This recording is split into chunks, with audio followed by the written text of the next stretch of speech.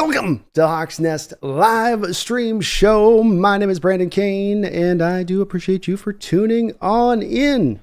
I'm in a new digs here, new location, new setup, so we will be working through, theoretically, any sort of kinks that we might be having today. So if anything kind of comes through a little bit wonky or weird, definitely do let me know, as we want to get this refined and done just right. But everything seems to be good on all the tests and whatnot, so let's see if we can keep it going here on today. We've got a lot of, I'm sure, draft discussion that we're going to cover through today. No doubt about that. We've got a lot of different areas to get into this draft, from the top through to the end, to what is the Seahawks, of course, going to do at 16, is that I don't think anybody really has a real good complete feel for exactly which way things are going to lie right now at this moment as it stands with that. So things are, a little bit up in the air on this, a little bit uncertain, if you will. But that's part of the fun of this. Another thing that's come into this, though, of course, has been the recent development. I'm not going to say that this is a true hot blue rumor. I'm just going to say that we're getting a little bit more heat to this than we have through this draft process.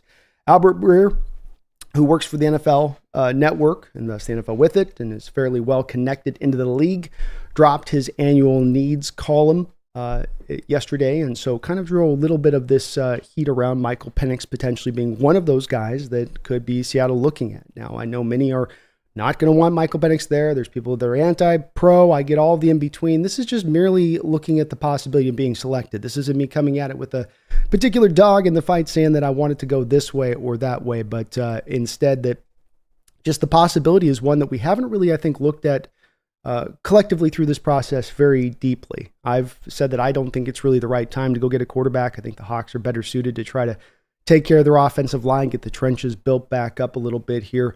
But I will acknowledge that if we have a guy in Ryan Grubb and a guy in John Schneider who's been itching for years to, I think, start drafting quarterbacks and says, hey, I'd almost like to do it like almost every year like we used to do back in my Green Bay days, there is a little bit of a pull. There is a little bit of a draw to say then, well, okay, well, would we do this? Is this something that's on the table? And the thing that I've come back to a couple different times with this is that Ryan Grubb becomes, kind of the X factor here, because he is the guy that can come in here and pound the table on this and say, hey, look, you're getting a guy here that is that guy. The NFL is not getting it. They're getting too dissuaded by the injury history. They're getting too dissuaded by his age. They're caught up in the wrong things here. This guy is going to translate to the NFL level. He's going to be a great player. And that's a little bit of what I want to talk about today is if I'm John Schneider and I'm sitting in that place and I've had a bit of a pull to want to go and take that quarterback and do that throughout the last few years, but I haven't really done it. And I've got this offensive coordinator now who's worked with that quarterback. It's not merely an offensive coordinator pounding a table for a random quarterback. It's an offensive coordinator pounding the table for the quarterback that he coached in college for 2 years to phenomenal seasons. And I think that if that is something that is being pushed for, there was John, that together with John's predilection to want to, I think, maybe get a little bit more of the, let's get the quarterback done thing going. Maybe that draws into it. Sam Howell trade seemed to have removed this off the board. I will admit that. This isn't necessarily a primetime possibility, but if Seattle has that high of a grade on Penix and he's there, if Grubb is making this great case, if John Schneider is wanting him and desiring not just him, but just desire to get to a quarterback here and thinking, man, if I look into the future and next year's class, I don't like that quarterback class as much as I like this one. I like Michael Pennix in this class. If he's in next class, he might be one of my highly rated guys in that one. And so we come back to the possibility of this happening out of the Albert Breer article a little bit yesterday, kind of now gaining a little bit of this heat. What was said on that? Well, here we go. He got to the Seattle needs. It's a very nice article. I'd highly recommend it, where he goes need by need with each team. Give you a little bit better understanding of which way maybe that first round will go just off of some of the stuff he's hearing from them around the league. And excuse me today, folks, I'm fighting a little bit of a cold off. So on top of this move, I've got a cold on top of it, so it's going to be touch and go here a bit today with me. Please bear with me. So he seems here at 16. He says, Seattle has connections to 2 of the draft's top quarterbacks. Coach Mike McDonald was with McCarthy at Michigan in 2021, and offensive coordinator Ryan Grubb coached Penix the past 2 years in Washington. Out of range to get McCarthy, there's some belief in league circles. Let me say that again. There's some belief in league circles that this is another potential Penix landing spot. If Seattle doesn't go with quarterback, there are two stylistic fits for McDonald's defense. One is Florida State's Jared Verse, physical, tough, Ravens-style edge in the mold of a Terrell Suggs. Another would be Iowa's Cooper DeJean, the sort of movable piece for a secondary that's been vital in the types of defenses that Wink Martindale and McDonald ran in Baltimore the past 5 years. So this is where a little bit of this was coming from in the last day or two. I'm not saying it's, again, to be given a ton of credence as far as this means we're going that direction, but I think it does at least a little bit mean that there's a bit of this on the table here.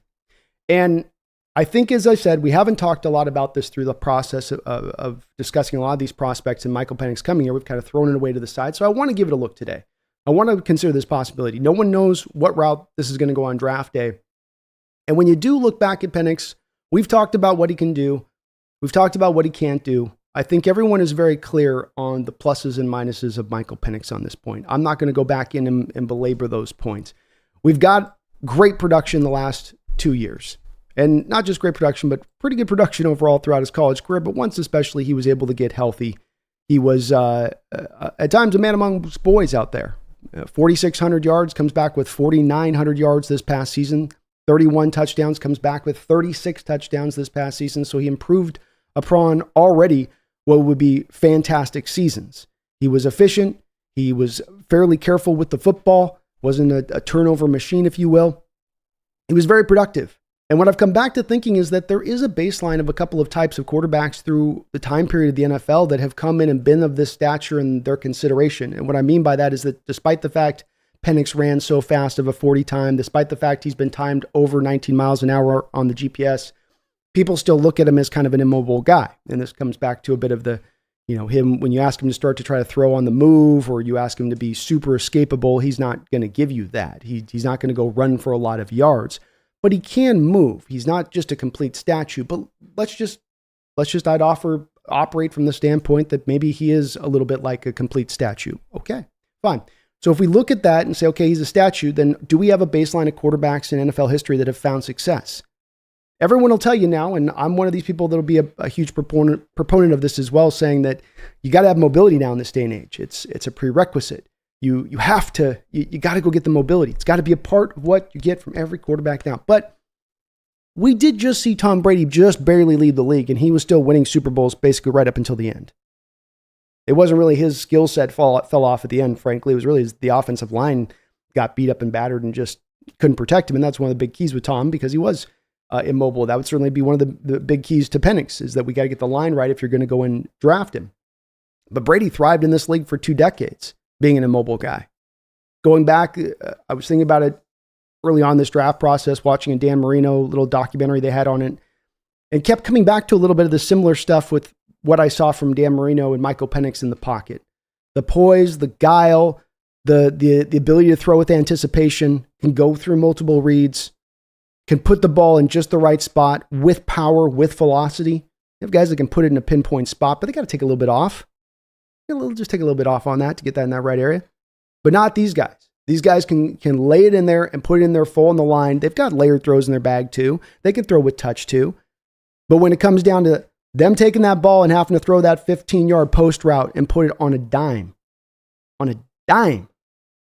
Michael Pennix and Dan Marino, a lot of similarities in what you saw from them. And though it may seem like a real silly comparison to make on the surface of it, let's not forget Danny Dimes was the last quarterback taken in that epic 1984 first round. May have been 83. I'm getting old. The dates all run together. But he was the last. There was all those other quarterbacks taken up ahead of him in the first round, so it wasn't exactly clear even back in the day that Marino was going to become the guy that he became. And Marino was basically on a walker coming out of college compared to how mobile Penix is.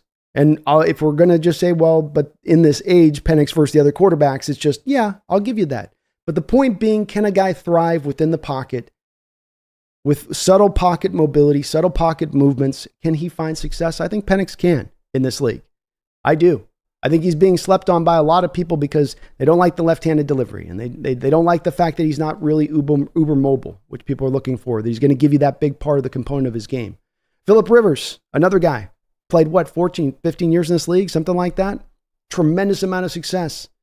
Was able to operate in the pocket like a surgeon. It's kind of another part of this is you need guys that can be a little bit like a surgeon back there in what they're doing. Can they throw guys open? If I'm throwing it deep down the spot, do I put it away from the coverage? Do I get it away from the coverage naturally in my throws? Or do I just try to put it on the body? There's a lot of quarterbacks that'll lazily just put it on the guy. Well, that was accurate. I put it on my guy. Yeah, but if you put it about another 1.5 feet just to the outside of that, your receiver can reach out here, and that cornerback can't get across his body. And you're going to make that catch much more likely by just the nature of the throw you've made. Hard to spot that stuff on film, though, right? Hard to kind of determine exactly when a quarterback's doing that, but you see it time and time again, which is one of the reasons you have so much success with Michael Pennix on those contested catches, on those goal balls. Look what he did with Romo Odunze alone. It's phenomenal. And I want to put this as just a point to this where I want to read you guys, because I'm sure many of you saw this article came out. I'm not a big guy in these articles, blowing me away or anything else. But maybe it can move a needle of a couple people that might be on a little bit of the line with Michael Pennix. Because I thought that this was a fantastic little letter that he wrote to the general managers of the league. And now this is a common theme, so I'm not trying to overstate this stuff too much. We're on the edge of the draft. I think this stuff it's interesting to me, and so I think it'll be interesting to you. But I thought that there was a little bit more within this letter than just your average, I'm going to play real hard for you. I'm going to like work really tough. I'm going to like, be a leader, I'm going to do stuff that's cool. I'm going to be like part of the community, kind of like one of those ones where you're going, yeah, okay. So the publicist wrote this one for you, did they? Or the agent wrote this one for you. They probably don't have a publicist there, but let's take a look at this Michael Pennix article. I want to just read to you guys real quick, and then we'll bounce it over to you guys in the chat here. We're going to have basically open discussion today in regards to this draft, which is now just 2 days away. So let's bounce on that. I want to show you guys this. Just read this to you really quickly. A letter to the NFL general managers. 4 season-ending injuries in 4 years. Mike, how do I reconcile that? This is by Michael Pennix, by the way. Just want to make that clear. Let's get straight to it. Chances are this question has come up in your building. You may have even asked it yourself. Truth is, I don't fault you for asking the question. Before I got into this pre-draft process, I always felt that I'd let my tape speak for me. Anything anyone really needed to know about me is in the All-22. The tape shows it all. How our team responds to adversity, how we come together, how we execute. But as these 4 months have carried on, I've realized there's more to it than the All-22. This is a big decision, selecting someone to lead your franchise, to wear the name on the front of the jersey with pride, and make sure every teammate, coach, staff member, and fan can do the same. So it's about more than tape. You need to know what I'm made of. This job isn't just about 60 minutes on Sunday, and what you use to judge my fit as a leader. What you use to judge my fit as a leader has got to include what's outside those white lines. On that, it seems there are questions that you need answered. Well, adversity teaches a man a lot about himself. So I'll share some of what I've learned. I'm a product of Dade City, Florida, population 7,600. No Trader Joe's, no Whole Foods, no steakhouses or country clubs. No personal quarterback coach, no strength coach, no state-of-the-art training equipment. Nothing about Dade City is luxurious, but that's the way we like it. It's a town full of pride. A lot of our pride comes from football. We swap out summer camps for tackle football on concrete in 95-degree heat. You can find out quick if you're built for this game or not. I'm thankful that I grew up in that environment. The reason I'm on your draft board today is because of it. Adversity wasn't just a buzzword in Dade City. It was in the water. Nothing is handed to you. You have to earn everything. If you fall, you get up. Simply put, to think injuries are the only adversity I faced in college would be shortchanging my story. I faced adversity before I even got to college. 2 weeks before signing day, I was told by the team that I was committed to for 2 years that I no longer had a scholarship. They didn't think I was good enough to play in the SEC. I decided to go to Indiana because Nick Sheridan was the quarterback coach, and he believed in me from the time he offered me at Tennessee to when he took his position at Indiana. IU had 10 straight losing seasons when I got to Bloomington. 1 winning season since 1994. I knew what I was walking into, but I felt I could help turn the program around. In 2020, we became the 7th ranked team in the country, the highest ranking the program had since 1967. We didn't have any drafted offensive players, but we were together, one team, one mission. What we lacked in recruiting stars, we made up for in the collective. We believed in each other. We felt like every time we stepped on the field, we were going to win. Didn't matter who we went up against. That's how we beat Michigan and Penn State and took Ohio State to the brink. Even with the success, I experienced a lot there. From lighting up practice to watching practice on crutches. From getting a shout out from LeBron to being booed in my own stadium. From fourth quarter comebacks to entering the transfer portal waiting for somebody to call. Indiana taught me to never take the game for granted. It also taught me that if I fall, I wouldn't bet against me getting up. Finally, Coach DeBoer called. I remembered the success we had when he was my offensive coordinator in 2019. He had just gotten the Washington job, his first shot at a big-time program. He saw something in me that the rest of college football world didn't. It was not a popular move. First-time Power 5 head coach, and the first thing he does is get a quarterback transfer who wasn't thought of as a top 100 player in the portal. And so I wasn't promised anything. Not a starting job, no NIL deal, no special treatment. Nothing was going to be handed to me. I was going to have to earn everything. Good. That's what I was accustomed to. I didn't know anyone on the team, but I had to win the guys over. I had to convince them to stay and believe in me, even though I wasn't named quarterback one. Washington was coming off a 4-8 season, 108th ranked offense in the country. Morale was low. Frustrations were high. But one thing I saw then, which everyone found out later, was the potential that building had. They needed someone to elevate the situation, help realize that potential. Within a season, we became the second-ranked offense in college football, 11-2 record. Next season, 14-1, highest ranking since 1992. Competed for a national championship, 10-1, 10-1, versus ranked teams in a 2-year span. That happened for the same reasons that Indiana rose to the 7th-ranked team in the country. We believed, we fought, and we handled any and every bit of adversity that came our way. Together, we left our imprint on the University of Washington. Today, I look at Coach Kalen DeBoer, Ryan Grubb, and Nick Sheridan, the ones that had to make the same decision that you'll be faced with on draft day. They put their belief in me, and I did everything I could to pay it back to them. I look at the guys on the team that I talked to into staying at Washington who trusted that I was going to elevate them. Now seeing Troy Fatanu, Roger Rosengarten, Jalen Polk, Jack Westover, Romo Odunzie, Devin Kolb, Jalen McMillan, and Dylan Johnson, all on the cusp of realizing their dream. That is what brings me joy. As a quarterback, my job is to be an elevator. I need to uplift all those around me so that they can be at their best too. So know if you put that same belief in me, history shows I will hold up my end of the bargain. I hear it all the time. He's been injured. What happens if he gets injured again? Haven't I shown you what it looks like? Haven't I put up almost 2,000 plays on tape since my last injury? Since my 4th season-ending injury in 4 years, that's constantly been mentioned whenever my name is brought up. Truth is, I'd be more worried if I had never been injured. We don't all come back the same. I can't speak for those that have never gone through anything, but I can speak for me. I've seen how deep my foundation is. I know the storms I'm prepared to weather. For most people, that'd be the end of their story. But there's more to my story, and I own every page of it. This isn't a solo journey for me. There's been plenty of other guys who were cut from the same fabric, who experienced the same challenges and displayed the same resilience.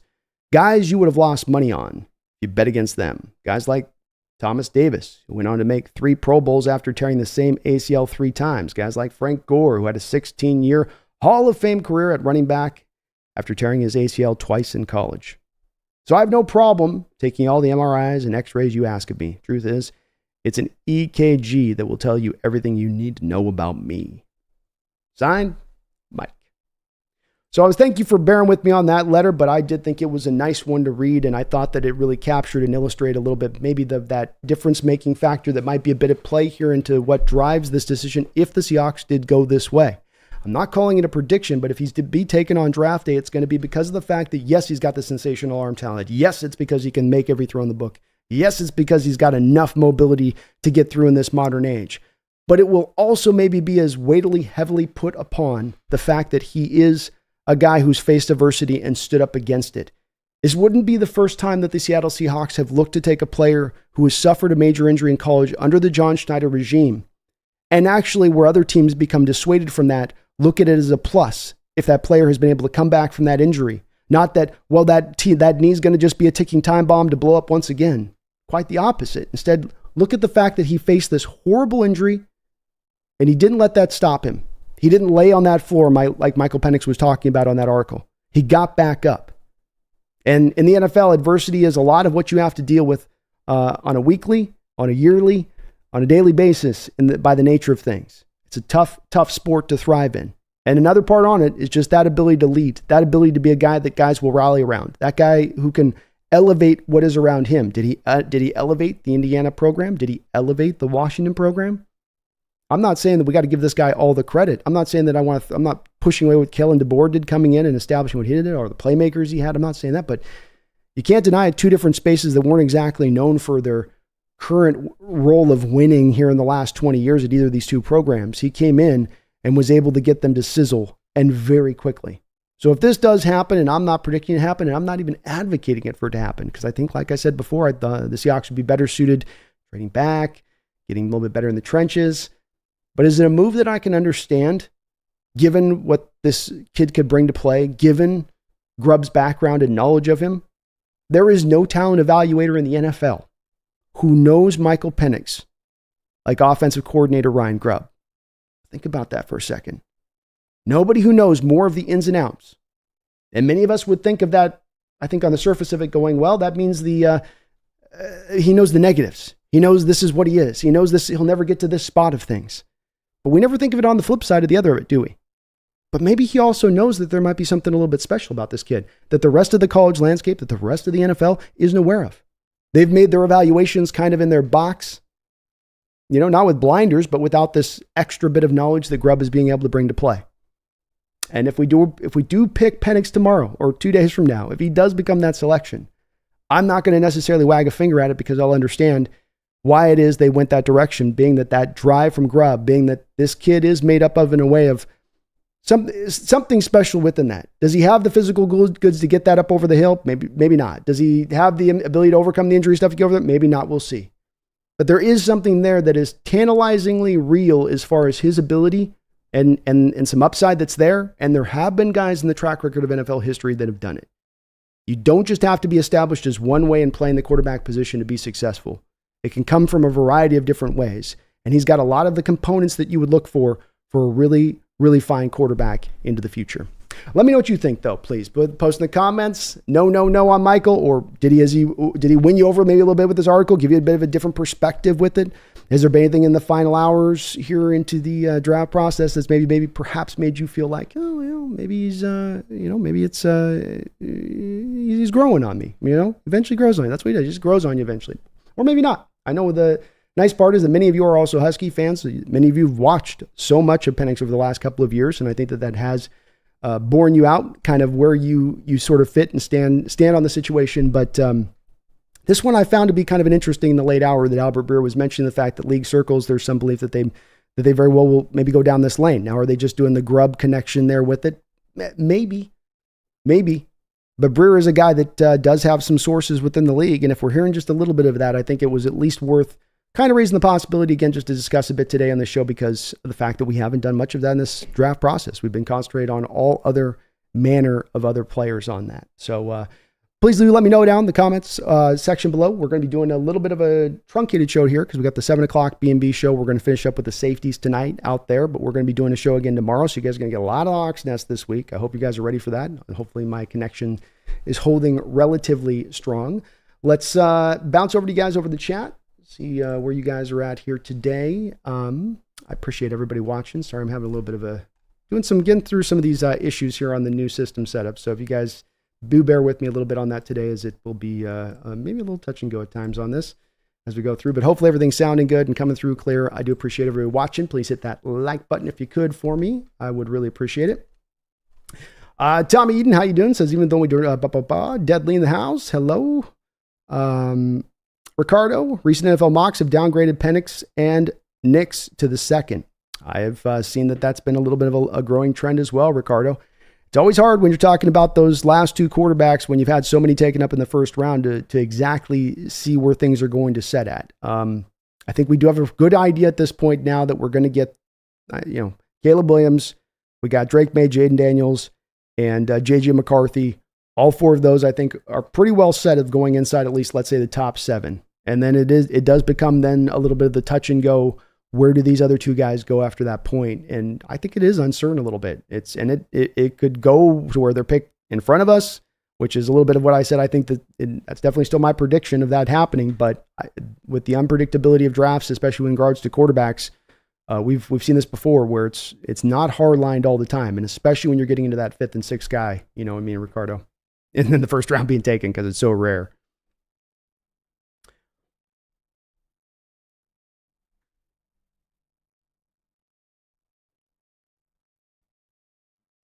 Look back at it, says hard pass on Penix for me. I like Al more. I certainly think that's where I would stand on this naturally with it. And I think that it's going to take Grubb pounding that table and telling John, no, man, I know this guy's going to be awesome. But the Howell trade did seem to indicate a little bit of that. You had an idea at that time in the first round that you could have maybe had a chance at Penix because you were sitting there right there at that point. But who knows? Maybe it could mean some other things going on if they were to make a pick with Penix, that there'd be another commiserate move with one of the quarterbacks, be it, either or with Howell or Geno if they were to go that route. Or they maybe just carry 3 quarterbacks for a year. John just starts going quarterback stock market.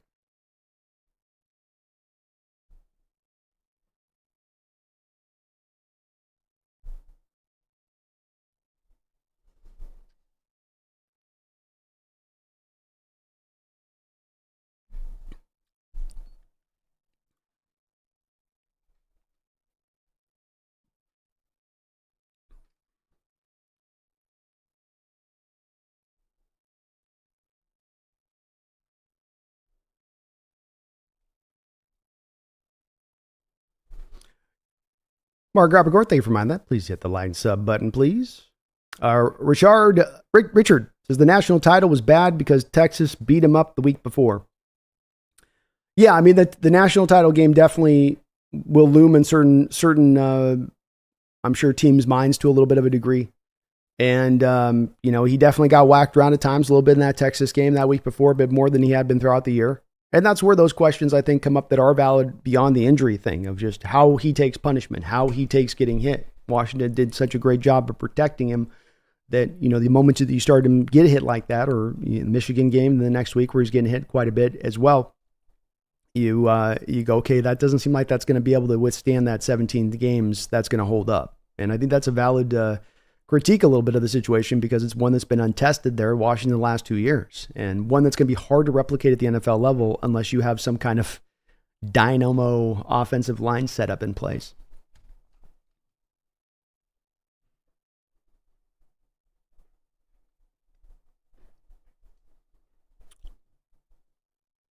Yeah, Nagasa, I get where you're coming from a bit on, but I think that's the part of this that we'll see. The key to me on this one, Nagasa, is less than knowing whether or not Grubb is 0% or 100% on Penix. It's the thought process that he's going to have an idea, and it's not a thing where he's going to do something out of loyalty, right? His job's on the line.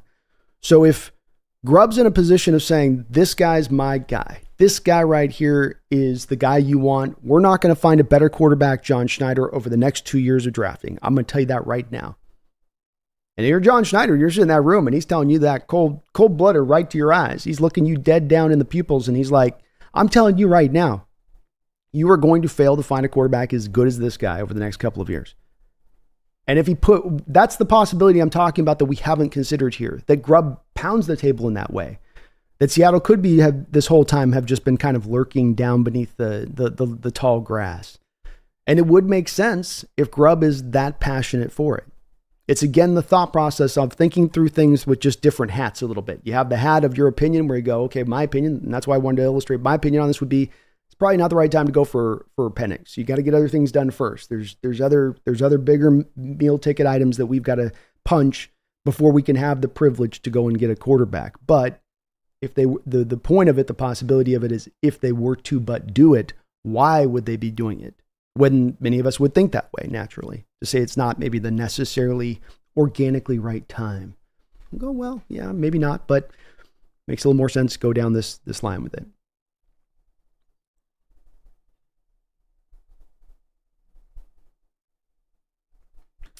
King Bomber says he's going to be too high for us to get for a 24-year-old quarterback. He's had severe medical concerns throughout his career. Definitely where it could definitely play out. King says, I hope we do avoid Penix in this draft. And I think there's many of us a little bit in the same kind of bit of a camp with it on it.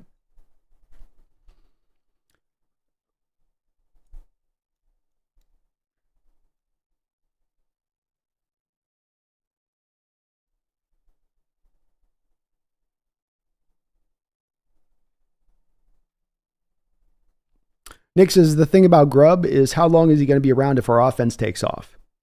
Penix isn't beating out Geno, IMO. Well, that's where I was saying too, a little bit of this could be, there could be a commiserate move with what we do if we were to take Penix. So, and I think it could be a variety of different ways you could go with that at that point.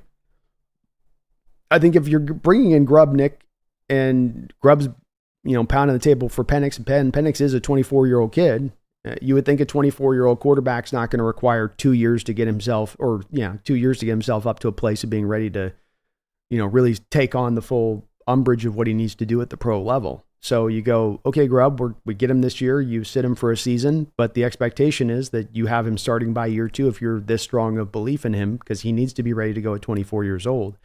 And from Grubb's standpoint, he goes, great. We've got the year to get him developed and get him right, to get any last things ironed out, get his body physically prepared to take what he's going to need to take from a punishment standpoint moving in that next year.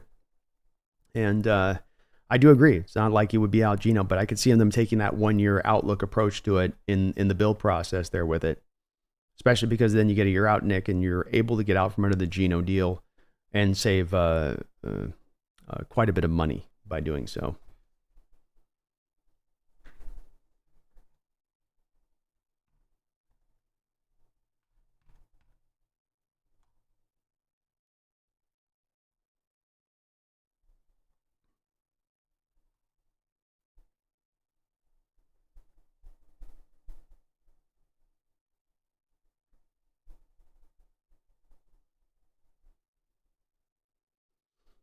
Tom Eden says, I'm all for Penix because if we draft him, it means we love him. And that is exactly what I want this team to draft a quarterback. I don't care who the current quarterback is. I love Geno. Well, Tommy, I think you just probably, as I always like to say with this type of stuff, Tommy, you encapsulated more in the short 250 character word count restriction that you have to deal with than I could in all my blabbering here to open up through the first half hour of the show.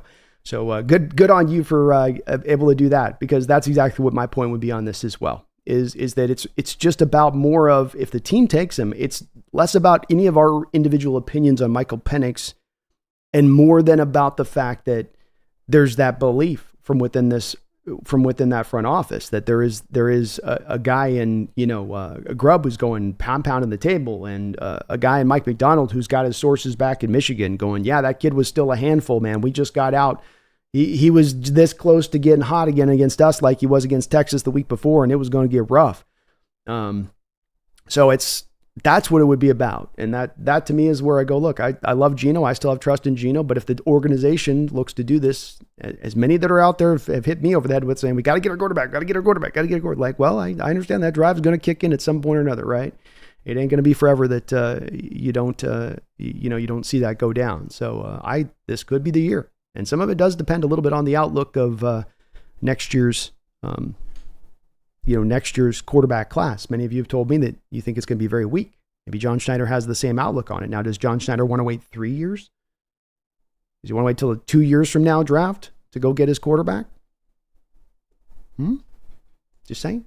Snail, I am super behind on getting your confirmation of your donation. And Snail, you'll be very happy to hear my final horizontal board raised your guy, Jaden Hicks, up to the third round. So he cracked into my final third round on my final Horza board. And so you got a kook in there, man, Snail. It's not all Huskies up in the top, man. I evened it out a little bit. I low balanced that. Just a little bit for you, man. Thank you, though, for the $5 donation. He says, Jordan Travis in the third makes more sense in the third. Sorry, my thing here. Makes more sense in the third than anyone in the first for the Hawks if they do draft a quarterback. Drafting a quarterback in the first is a giant L.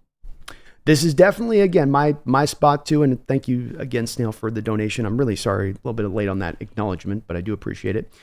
This is where my bottom line comes to as well. I've hammered this for years here on this channel, being that before you go get that quarterback of the future, you've got to get your offensive line fully in place, or as in place as you possibly can get it. I know it's hard to do all 5, but at least get me 4 out of 5. And right now, unfortunately, we're more like 2 out of 3, 2 out of 5, and even one of our 2s has got a little bit of a dodgy knee. So it's not really in that place that I'd say is close to where you should feel good about taking that high value, high asset quarterback, especially one that doesn't necessarily do well with getting beaten on.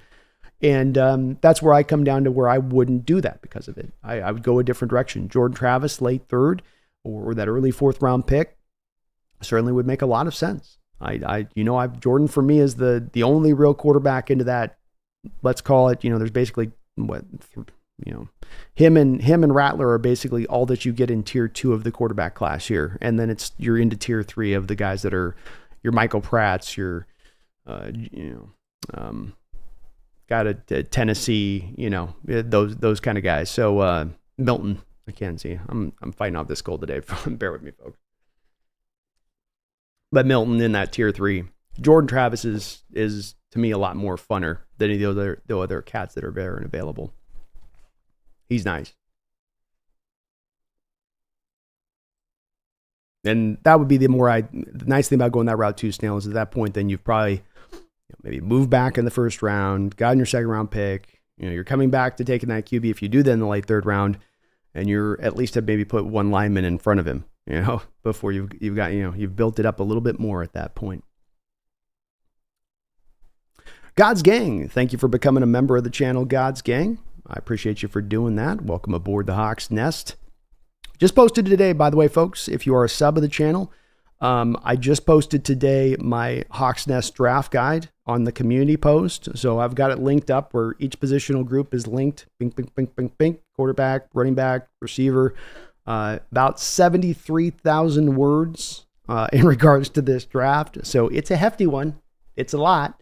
But you can get through there. Every individual position is in there if you guys want to take a look at any of my thoughts or notes on any of these individual guys. You do have to be a sub of the channel, but then just look at your community post and you will see all of those positions that were just posted today. Was that a labor of love? Let me tell you. Whew. Roxanne in the house. How you doing, Roxanne? You guys getting a little bit of sight, by the way. Xena making a rare appearance here for you guys at the new digs. She's feeling comfortable enough to do the... I don't know if you guys saw that, but she's taking over Pumpkin's spot today. Pumpkin's more bed bound right now. So you're getting a little bit of the other kitty look for the first time. Roxanne, thank you for the $10 donation. It's good to see you in the house, Roxanne. Hope to see you on draft day 2. It says Penix can lead. He wouldn't have to this year. A Hawks Nest live draft show on Thursday, Friday, and Saturday. Hell to the yes. That's right, Roxanne. Make sure you have your drinks and snacks. Looking forward to it. Go Hawks. Well, thank you, Roxanne. I really do appreciate that $10 donation. Very kind of you. As I said, great to see you in the chat. It's going to be great to see you on draft day. I'm looking forward to this, folks. The draft day is a very special time. If you've not been around here before, every year, this is our second Christmas. So I will be streaming all 3 days of the draft. Thursday, Friday, Saturday, end to end. You're going to be getting 3 B&B shows. We're going to be doing post-stream draft day B&B shows. We'll be doing uploads. So you're going to be getting a lot of Hawks Nest content coming down the line here over the next about week or so. So strap on that side of it. But thank you, Roxanne, and indeed, get your snacks and drinks ready to go. We're going to have fun this year. We're going to go crazy on this. Appreciate you, Roxanne. AI says, if we draft Penix, do we deal Geno? If so, to who and for how much? My feeling on this would be that it could be Geno, it could be Hal on this. Obviously, Geno becomes the guy that theoretically becomes a little bit more of the potential one you could. So let's go through this a little bit like this. Let's walk through this as a scenario. Let's say that the Raiders don't get a quarterback in this draft. And we take Penix. And the Raiders come back to us and they're like, oh, well, we would like to see if we can compete next year with a Geno here. I mean, think about it from the Raiders' perspective. If you don't take a quarterback in this class with a new coach, You're going to resign yourself to just not competing next year and just kind of like, well, we'll just wait a year to compete. Maybe it is. Maybe that's the way they go. But I'm just giving you kind of a, obviously AI, just sort of a off the top of my head kind of thing. I think I come up a couple others that could be possible in this realm too, but they come back into play and they're like, well, we'll throw you a third or a future third for Geno. We'll give you next year a third round pick for Geno. We'll give you good assets. You're just going to have to wait to get it a year out. I think the key on it would become that if you do take Penix with the intention of wanting to start him immediately, that then it becomes a little bit more of now we can now augment this with getting draft capital, right? You use sort of the depth of your quarterback room to augment draft capital in some way or another. And it could be both two guys between both Geno and Hal at that point, theoretically. It would be unorthodox with going and moving Hal so quickly, but I don't think that there's necessarily a box that you couldn't do it if there was, some offsetting move. Stu says, Seattle never goes with the unanimous rumors of the talking heads. I don't buy it. Fair enough. Fair enough, Stu.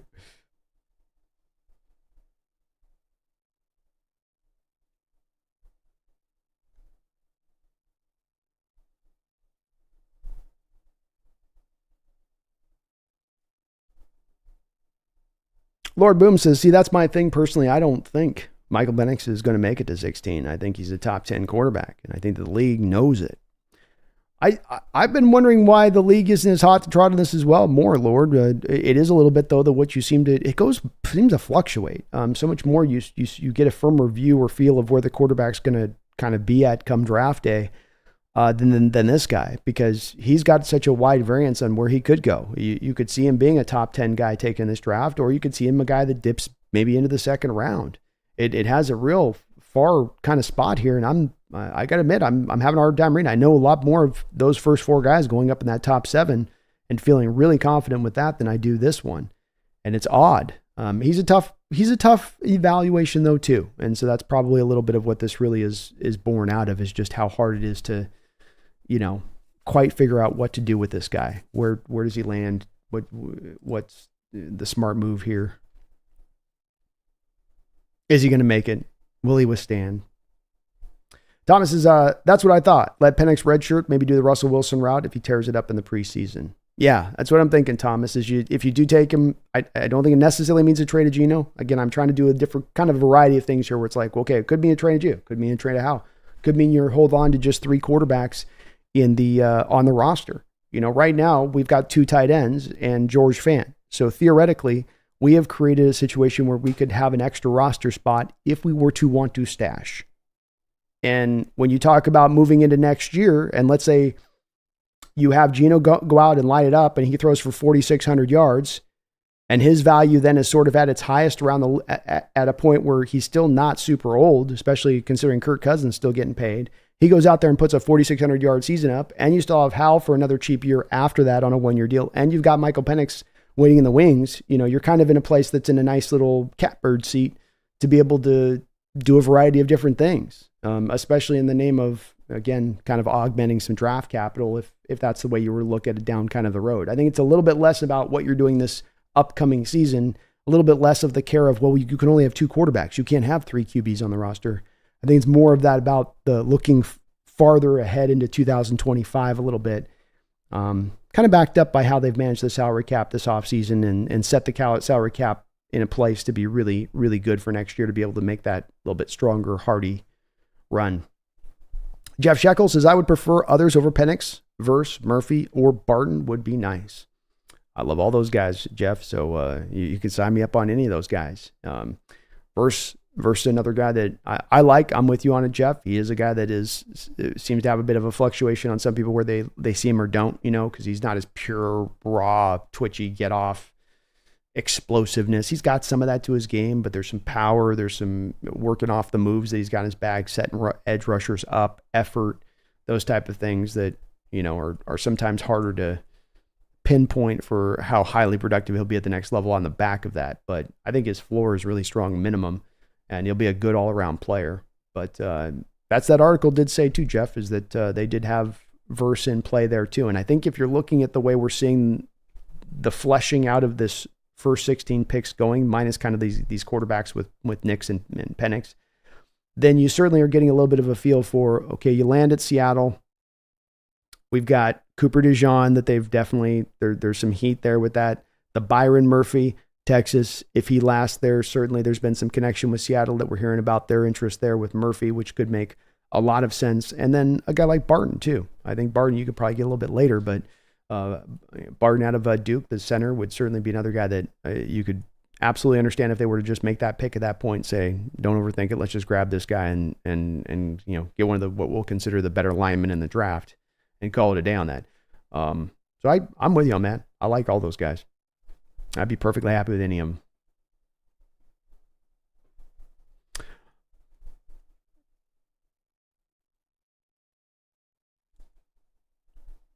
King Bomber says Sam Howell is significantly better than Michael Pennix Jr. at this point. He was barely a third-round pick. Younger, he was barely a third-round pick. Younger, and has shown that he can do it all at the NFL level. I like me Howell. If they went with Howell, I'd certainly am. That's where my stance is on what I think the better way to go here is. I don't know if I go full on that. I would buy in King Bomber that Howell, because Howell was, remember, a 5th-round pick, King. And I do think that there's a little bit of a different level of arm talent in what Penix can do versus what Sam Howell can do. There's some more intricacy to Penix's throwing that go beyond just the arm strength, for instance. The layering of footballs, throwing with anticipation, throwing with power and accuracy, throwing a guy open to a spot, throwing away from the leverage of the coverage. These are all things that Michael Pennix does at a really high level. I don't know if I would say that those are things any of those things that I would say Sam Howell necessarily does at a high level. He's not bad in any of those traits. He's not a negative or a weakness, but it'd be the difference between kind of being average at it to being, you got a little bit of something extra there with it. You know what I mean? And the injury red flags may be enough on that King Bomber.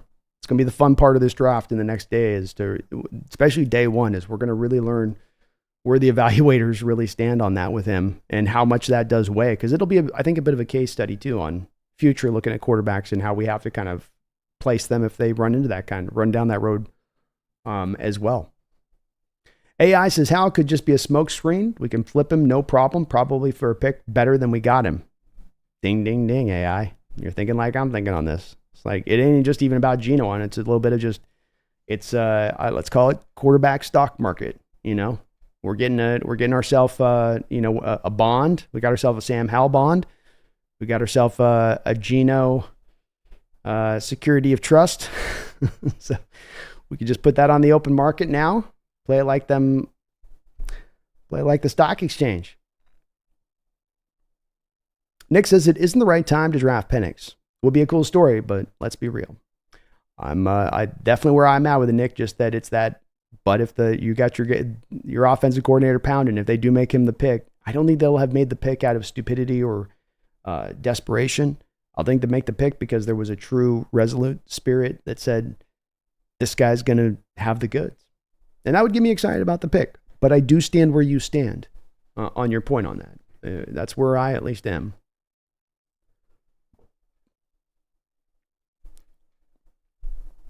Chase Stern, thank you for the $5 donation. Appreciate you, Chase. Thank you so much, man. Did you see Fatano had some medical red flag come up? Something about his knee? Oh, really? I did not.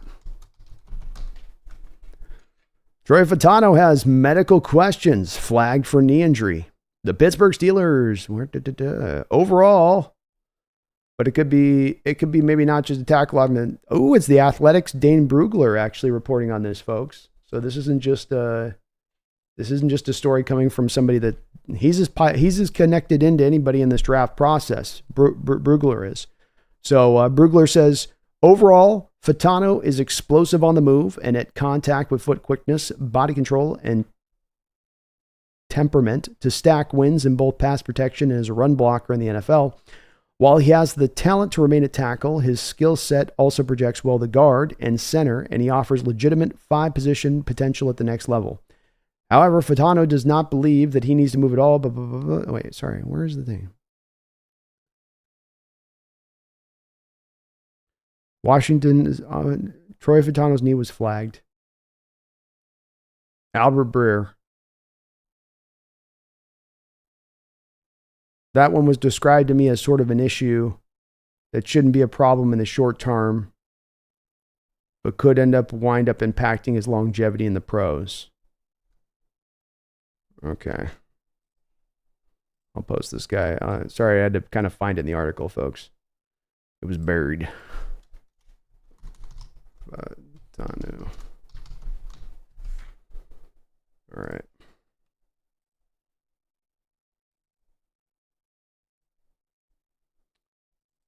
So that could be interesting. This could allow for him to potentially fall to us. So Washington's Troy Fatano's knee was flagged. That one was described to me as sort of an issue that shouldn't be a problem in the short term, but could wind up impacting his longevity in the pros.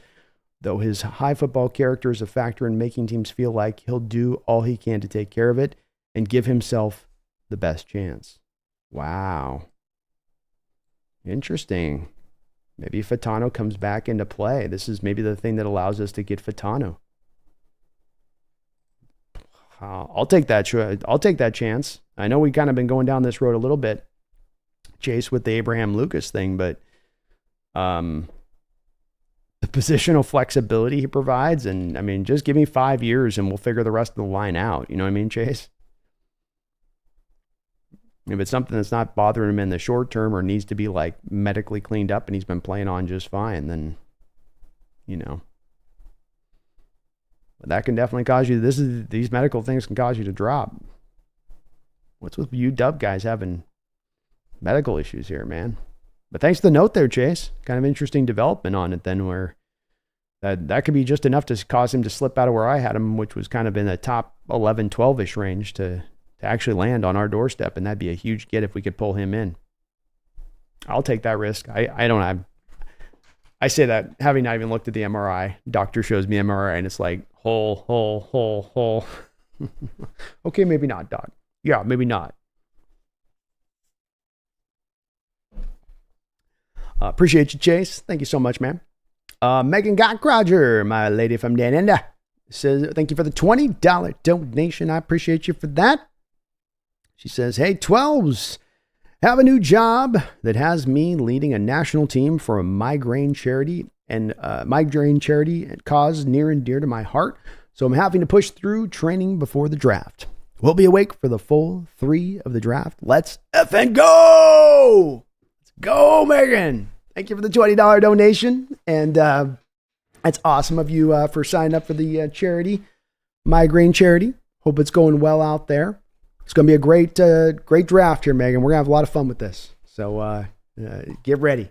Get ready. Appreciate you. Hope you're doing okay out there. No one, thank you for the $5 donation. Appreciate you, no one. Very kind of you.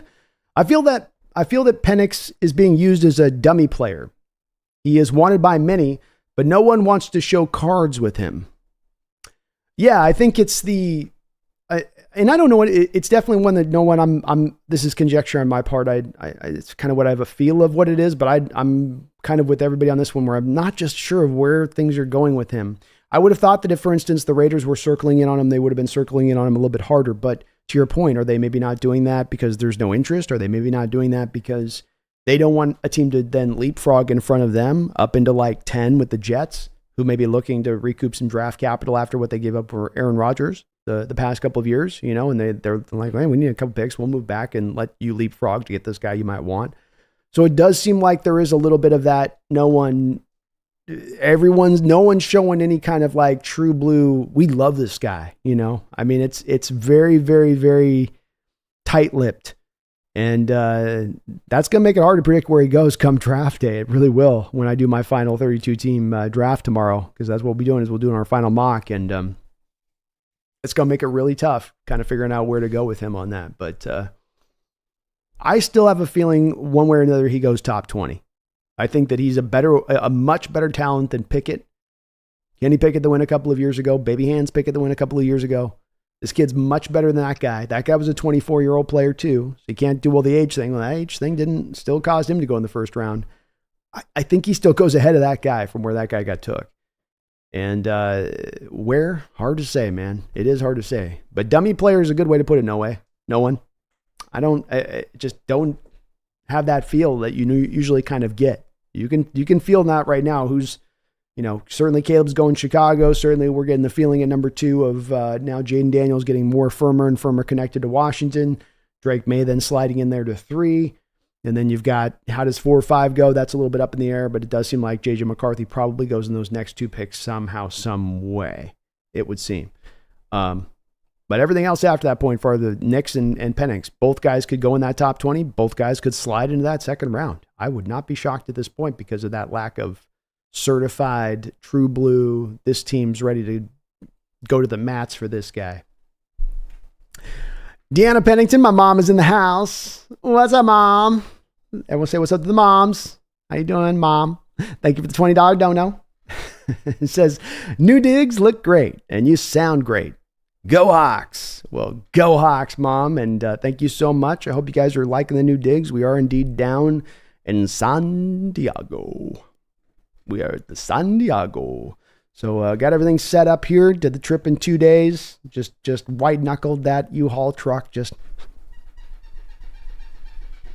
20 hours of that.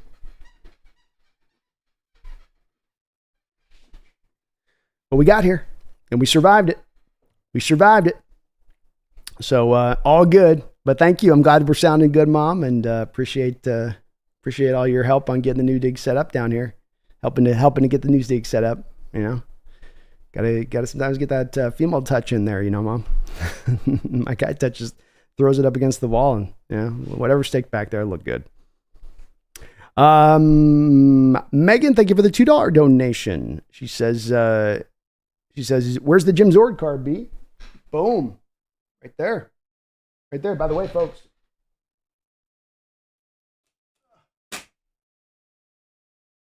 Check it out. So you do a move trip and you get to see a lot of like your old stuff. You guys will dig this. If I can show it to you. I found this old ticket. This would be it says first game, but I had gone to other games before this. But look at that. December 13th, 1992. Yes, sir. It's the Philadelphia Eagles. Way back machine on some of this stuff. But that's just below the Zorn there. My signed Zorn. Right there. Right there, Megan. I got it up. I wouldn't do you like that.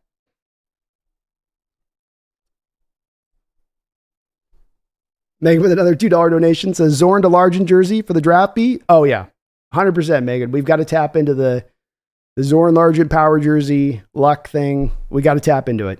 It's a necessity for this draft. There can, really be no two ways about it. It's got to happen. So I'll be wearing mine. I'm getting it clean. I've got it in the washer right now, cleaning it up. So got nice and fresh, ready to kickstart some new good mojo. You know what I mean? Absolutely ready to kick some new mojo. But thank you, Megan. And the Zorn's right there. We got them right there always. Readily in view.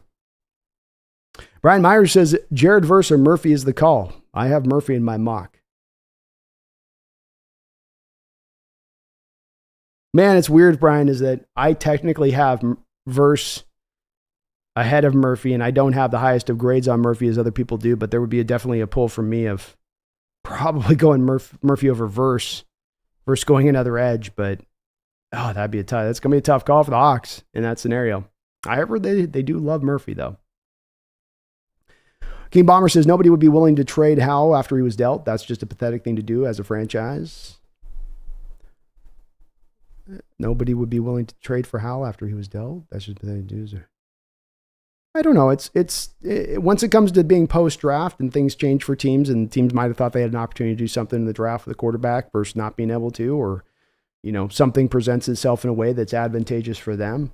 Things are always in a constant changing state, I think, King Bomber. I think it's an unusual thing to happen if it were to occur, but doesn't mean it's absolutely impossible of occurring or there's no chance of it. No, I mean, it's definitely a chance. It's not like a no-go. It'd be like a mortal sin to do that or something in the NFL circles if they did. This is where we do come back to, though. I think if they did take Penix, my theory on it would be that they would just run with 3 quarterbacks for the next year rather than looking to move. Now, does that mean that if they get to training camp, and they're running with those 3 quarterbacks, and team B, who thought that they were going to be a contending team, has their star quarterback go down in the second week of camp to a torn ACL, that there would be a team that would then call us and we would then maybe be willing to move one of those guys? That's that stock exchange thing I'm talking about a little bit. How many interceptions did Sam Howell throw? 21 last year. Akeem Bomber says, but probably won't be there. Trading down, ending up with Johnny Newton and maybe Powers Johnson if they slide far enough is realistic. Could be. Brendan M says, Byron Murphy. We got some Byron Murphy love in the chat tonight. Nagasa says, Murphy's fun, but I just don't like his height. He is a little undersized, Nagasa. Yeah, I struggle with that with him too. You are not necessarily super long arms either. Not bad arms, but just it's all kind of. Greg Kemp, Brandon, have you looked at dual threat quarterbacks DJ Irons and Darren Granger? I have not. I am going to do some last minute studying up on some guys, Greg, before the draft, because I just got the move ended up cutting into a lot of my time for potentially. But I'll look these guys up if I get a chance. I'll try to take a look at them if I can, for sure.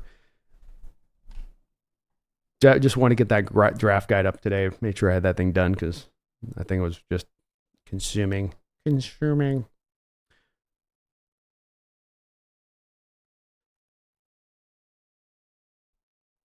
Byron P says, what quarterback doesn't have flaws? In fact, that's what I think Penix is trying to say. He has them, but he has the character, will, and perseverance to overcome them. Well put. Beautifully put, Byron. That's exactly my take on it, too. No, there is no perfect quarterback. There's few generational talents that come down the line. And, as I say, it's that difference of going, oh, this is what I want to do, but if the team does this, there's time the team does stuff that's different of what you want them to do, and you go, that doesn't make any sense. Why'd you do that? That was horrible. But this would be one that even though the team would be going different than what I would have naturally done, I'd understand it. I'd advocate for it. I'd applaud it. Because I'd know that they've got some true insider in the building kind of knowledge on this one that isn't just every other 31 other NFL teams do not have or possess.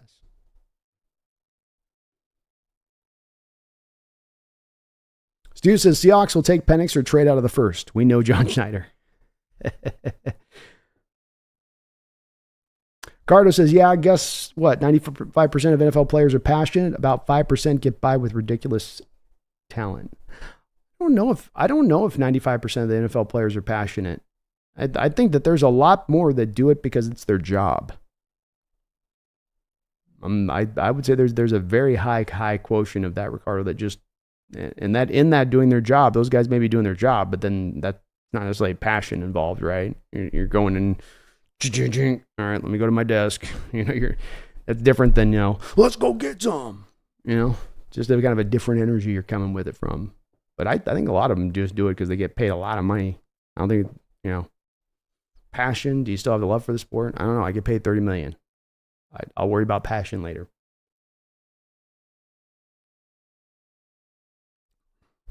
Michael Hyde says, did we trade for Howell before or after Grubb was hired? Did we traded for him after Grubb was hired?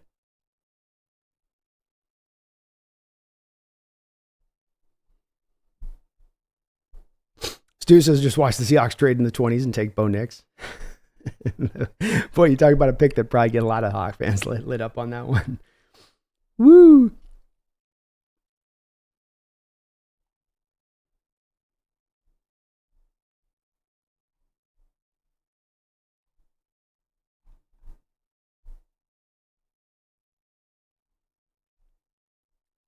Byron P, it's a new cat, huh? Yeah, Zeno finally made an appearance. She's waited 5 years to make an appearance for you guys. All it took was me moving. Greg says, B, good to hear you live. Good to hear you're live. I think the article wasn't a positive for me. I know he's selling himself, but if we pick him, I'm all in because they know him best. Hope you like your new place. Go Hawks. I'm loving the new place, Greg, and that's where I stand with it too. It's I'm sorry to hear the article wasn't a positive to you. It's definitely him selling himself, and this is a bit of a yearly event that we get with all now quarterbacks coming out, and that they do kind of put these kind of letters out there.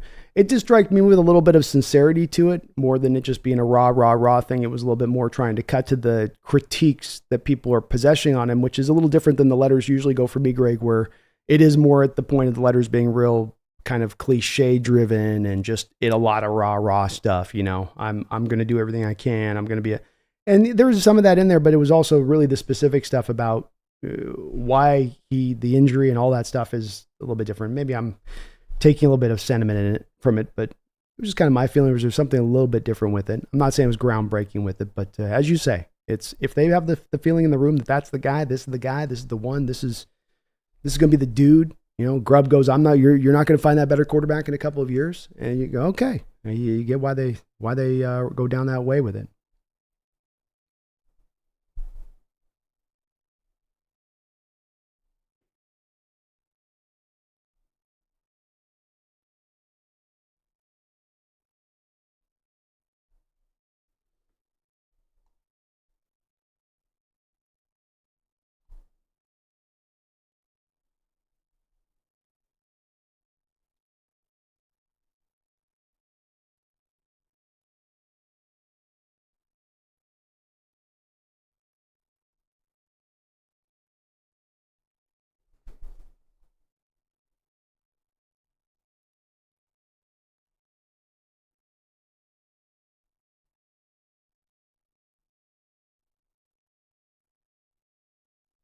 Nick Guzman says, what I find so funny is when I watch Penix, I see a left-handed Geno with worse running abilities. His ability to move in the pocket is also much worse than Geno.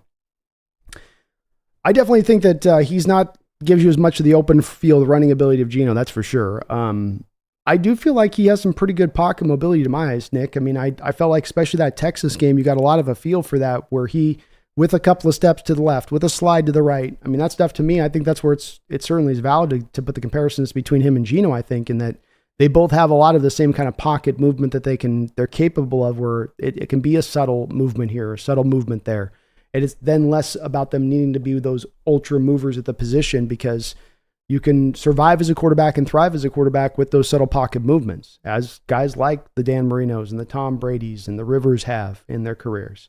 You have to be a master of it. You have to have great timing with it. You have to have a great feel. You have to understand when the blindside rusher's breathing down your back, and you've got to take that subtle slide step. But if you got a little bit, you can call upon it. I thought I saw a lot of that in Penix's game throughout, not just that Texas game, but the year when I watched him play, where he could have a blitzer coming right at him and just kind of climb the pocket and kind of get sent going right past him, so to speak. Phoebe Moore Seahawks, thoughts on Zach Wilson on the Broncos? You think they still go quarterback? Yeah, I think it does. It does seemingly dim the chances that they go quarterback, Phoebe Moore Seahawks at this point. I'd say that. I thought that they were a lot more hot to trot. It could also be that they're looking to bring in Zach Wilson in order to get out from under the Jared Stidham contract and save the money on that deal. And Zach Wilson then becomes the de facto backup to whoever they select in the draft. So it is a little bit hard to predict on that one way or the other. I don't think that Zach Wilson goes. It's interesting to me that Sean Payton has this issue with Russell Wilson because he doesn't like the improvisation. And so he goes and takes a quarterback in Zach Wilson, who hasn't done very many good things in the NFL, but maybe the best stuff that he has done in those little slight flashes, even going back into college, is when he's doing improvisational off-script stuff. So you're kind of jumping from barrel to barrel on that one. If you're Sean Payton a little bit, that doesn't make much sense to me on the surface of it. I don't understand that trade from the Broncos perspective, outside of it being that they're looking to get out from the Stidham deal and try to save the money on that one. It's not a huge amount of money. Remember, they gave him like a 2-year, $11 million deal. So I think they can save like $5, $6, $7 million or something if they got out from under it. And Lord knows right now, the Broncos could use every little dollar bill saved that they can get. Thomas says, I feel Stroud and Penix are close, but maybe Schneider is going to trade up. And while we say it's doubtful, remember everyone, Schneider wanted to trade up last year, but Carroll vetoed it. Oh, did he? Ooh, I didn't know that. Interesting. Yeah, I think and Ricardo, I see a few of your notes on Stroud not being close, or Stroud in the final year, what he had done. I think that the thing we got to remember with Stroud is that the same questions about Stroud's mobility and escapability that we hear with Michael Pennix were absolutely there with CJ Stroud as he was moving into his final year. It wasn't like that was determined. It was, the place it became determined with Stroud, the place that they finally decided at that point, oh, well, no, he absolutely does have it, was, and I mean, kind of look at this, just to give you a perspective on this, Ricardo, take a look. I mean, there's also this part of it too, where from a production standpoint, I know he's playing in a different offense that's more run heavy as CJ Stroud, but he wasn't touching Michael Pennix on a statistical front. Again, two different offenses. I get it, a spread versus one that's going to have some, more typical stuff being run in it. But he didn't throw for a gargantuan amount of yards more. So here's, go to it here. Here's CJ Stroud's last 2 years. 2021, he threw for 4,400 yards. 2022, he only threw for 3,688 yards. Now, the touchdowns are impressive. Certainly threw for a lot of TDs, and I guess that last season, especially last 2 seasons with 40-plus touchdowns. But it isn't like Penix isn't in kind of shouting distance of that. Now, he was more careful with the ball than Penix was with the two seasons of just 6 interceptions. I love Stroud, by the way, so I certainly had a much higher grade on Stroud than Penix coming out. I thought Stroud could be Joe Montana.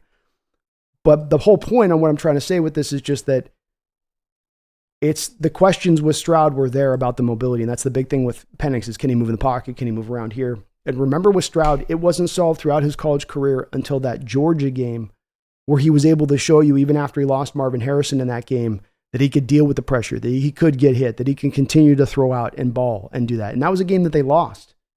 That was a game they lost. And that was the thing that gave the scouts that warm and fuzzy feeling of this guy can do this. He can hold up and make this stand. So Penix hasn't had that moment to maybe illustrate that as much as CJ did, but they both have very similar mobility stuff going on, that they're pocket mobility guys. They're not get out the pocket and move around guys, and they can still thrive in that environment and manner. That's where, to me, the comp is valid to say that it's a guy that can still execute from within the pocket in this day and age when everyone's telling us that you have to have mobility to be successful. When in actuality, there's successful quarterbacks come in many different sizes and variants, and it doesn't have to be just kind of one model to find one that's a successful one. Stu says, how long will Cooper DeJean last? I can't see him getting past about 22. I think that's about as far as he drops. I certainly think the Packers would jump on him with 2 feet if he gets out to 26, but I think he goes a little bit earlier than that. It feels that he's going to go earlier than that, I guess. Nick says, would John trade for a 24-year-old quarterback, then turn around and use a top 32 pick on a 24-year-old quarterback who had 4 season-ending injuries 2 months later? Well, I think the cost to get the 24-year-old quarterback was not significant cost, Nick. So it wasn't one where you're giving up a first-round pick. And it was a position, if we think about this, Nick, when was the last time we drafted a quarterback? I mean, truly drafted a quarterback. I'm not talking about a 7th-round guy. When's the last quarterback that we've drafted? Russell Wilson, right?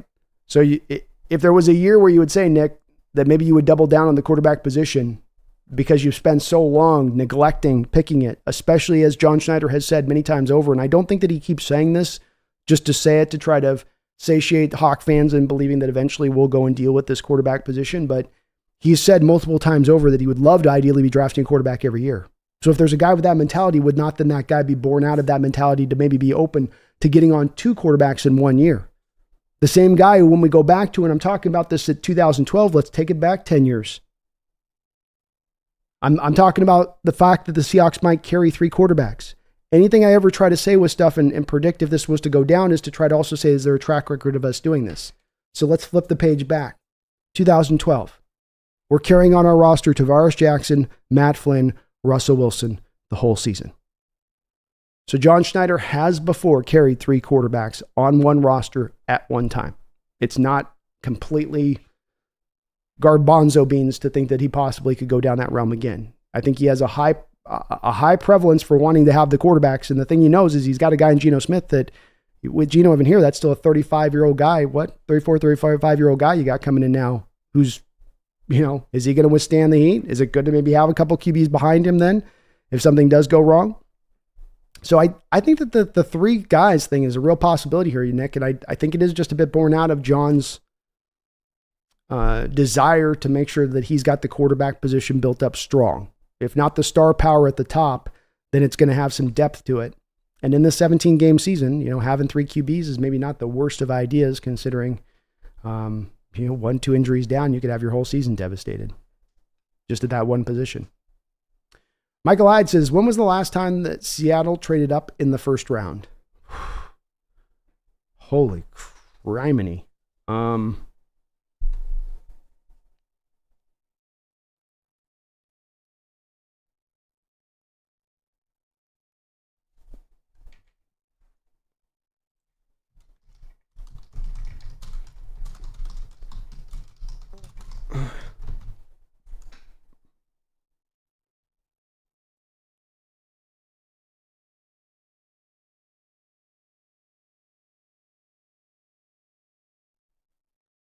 I can't think of a time we traded up in the first round in a long time. I keep trying to go in my mind here, and nothing's coming up.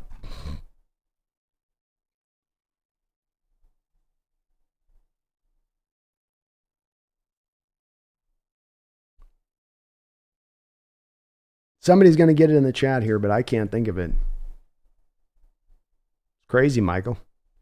I can't think of one time. Brian says, Brandon, how's the Wilson trade affect round one? It's kind of all dependent upon where the Broncos are at with Jared Stidham. Let me bring up the exact money that they're at here right now to take a look at their situation. So with the Denver Broncos, you have them sitting, with $16 million of effective cap space at the moment. And with Jared Stidham, you have a guy in Jared Stidham who carries a $7 million cap hit. He only has a $2 million dead money hit.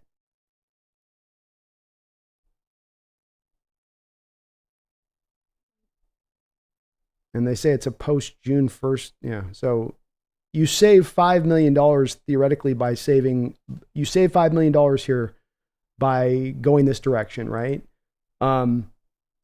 And if that's the case, the Broncos, I know $5 million doesn't seem like a lot, but man, that Russell Wilson thing's holding up over them so much. You got to feel like they're probably going to try to clear as much space as they possibly can. So I still don't think it removes them off the board of taking a quarterback, but it maybe lessens it a little bit. I certainly would probably say that. Big Hawk, if Dallas Turner's available, I think they probably take him.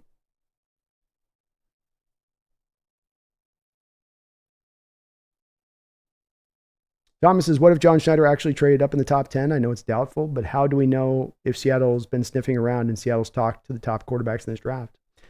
It's always hard to predict, Thomas, and you can go off the track record. John Schneider's never done it, but John's also maybe never been in this kind of position to go as heartily for a quarterback for the timing of what's set up right now. I think it certainly is a possibility. Ricardo says, Hawks Nest, I don't know, man. I don't know anyone reach the NFL level without passion unless you're a freak athlete. Maybe they can lose their passion once they make it to the NFL. Ding, ding, ding. It's not really about I think you kind of answered within that, Ricardo, where I would stand with it, which is it's not about the climb to get there. I might argue a little bit, Ricardo, it's the climb and all of what it takes in the climb that can sometimes rob the spirit and soul of the players that get there. And when I'm talking about these guys being more about a workmanlike, or it's more about just this is just my job.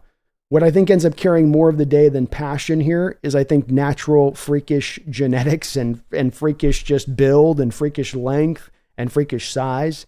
And that these things end up allowing you to be guided towards that pro career as much as the passion. You get certainly the overachiever tryhards that are going to do nothing 24/7, but to just grind their butt off to become pros. Like, your Roman Wilson of Michigan types.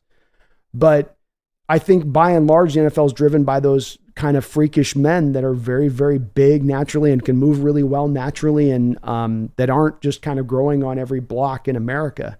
So I think that ends up carrying a lot of it. And I don't think I'm out of pocket on Ricardo in regards to when you hear players talk about it, when you hear players ask the question. I mean, you can do a simple Google search where players asked how many players in the NFL are truly passionate about the game. They'll outright tell you, maybe half, maybe a little less than that, based on what I've seen from it. I think that there's certainly plenty of guys that are passionate and love the game and are that, but I think there's a lot that also get a little bit, I'm trying to think of the right word, not skewed, but, a little like, just over time, it kind of gets to them, the business aspect of it. It stops becoming a sport and it becomes more of a job. And that's where I think the passion starts to kind of, at times leak away from some of these guys. But that's just what I've heard from in here. And I haven't definitely deep dived into it, but I think the motivation becomes you're getting paid so much money, get up and work out every day, get up and do your things. But the building block beginning of it is that, you're a 6'2" linebacker at 240 that can run 4.5, and there's not a lot of guys built like that. Brian, I agree. I think Dallas Turner goes to Atlanta. I do agree. Have yourself, see you on Thursday, Thomas. Thank you, man. AI says, why the move, Brandon? How much more is rent in San Diego? How far from the beach? Probably about 25-ish, 30 minutes away from the beach. This move was necessitated because we've been wanting for years to get the family all around each other. So I've got, nieces and nephews down in this area. My mom's moved down into this area. So it's just an opportunity to get everybody, close and around each other. You live in separate parts of the country. As you get older, you have a little more drive for the family thing. You know what I mean? The family pull. It tugs harder as you age. Zeus, it's funny how some general managers trade up almost every year. They were trying. I don't know if you guys seen the clip of the Cardinals general manager doing his trade stuff last year, and the Cardinals are trying to post it like, "Ooh, look at how impressive it is. He's making moves." I was like, "Yeah." Did anybody else feel like that's some rinky-dink Kevin Costner draft day shit? Did anybody else think that? Am I the only one who kind of was like, "This is some, come on. We're gonna trade up, then we're gonna trade back." I was just waiting for him to lift his yellow Post-it note, Don't leave the draft without Paris Johnson. Big Hawk, Latu would be a good pick if comfortable with his past injury. It may, Big Hawk. Remember, right now they're really going to be locking in on some hard edges. And I think that's where it becomes a bit tougher in seeing it being with them willing to go that route with Latu, because he is, more of a guy that, just more of a guy that isn't that necessarily that way. Why is my screen all weird?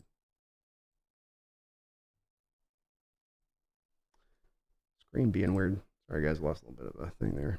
Jay Stern, thank you for the $5 donation. This is the last time we traded up in the first was Walter Jones in 1997. Man, I knew it had been a while. I was like going through, did we do in the Holmgren era? I don't think we did in the Holmgren era. Did we? It was trying to think of what's Smith?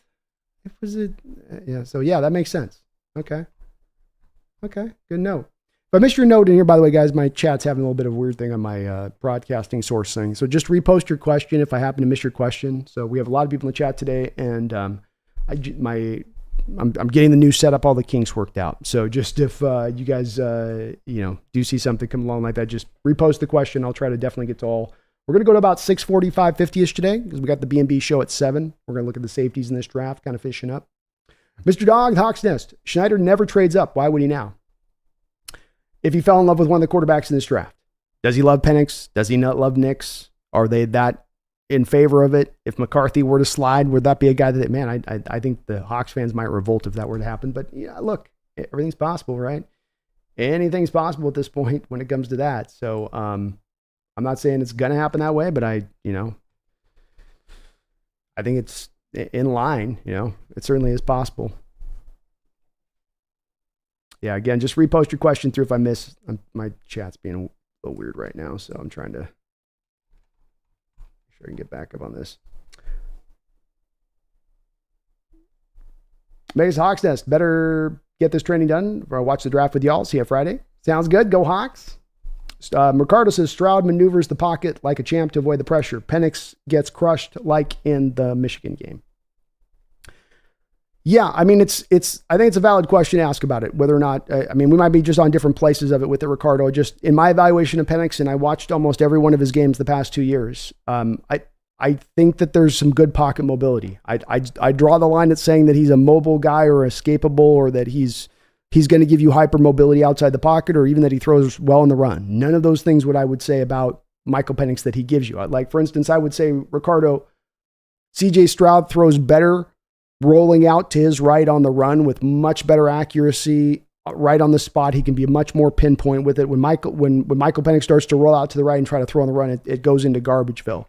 But I would argue inside the tackle box mobility and getting around stuff that Michael Pennix did a really good job the past couple of years with showing off that. And especially, again, to highlight a game. You can highlight a game like Michigan, Ricardo, but I can go to a game back the prior week with Texas where he's getting bashed just as much.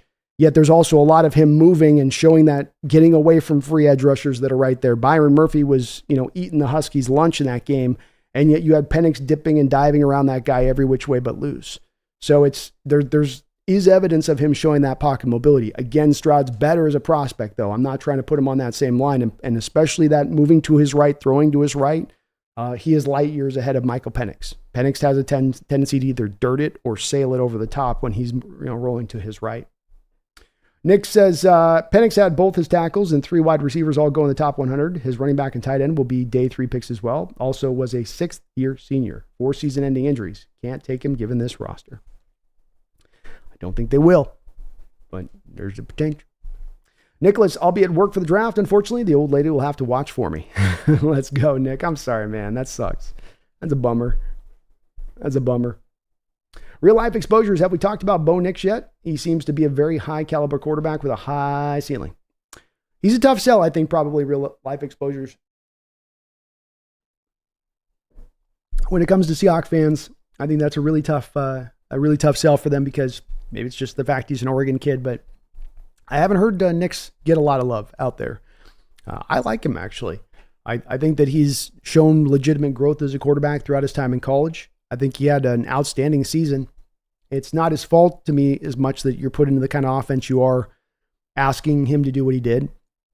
But I think that if you ask him to play on time and on script, he can execute your offense. And that there are a lot of teams in the NFL. One of the reasons that the Denver Broncos, for instance, are so highly connected to Nix is he's shown the ability to work this very stringent offense and asking him to do what he did. And you're not going to go outside what we tell you to do. And this is what you're going to do. And this is a little bit of what I've come to, where people have made the comparison of Nix to Drew Brees, which I think is a very valid one. Brees comes out of Purdue, not known for having the most arm strength.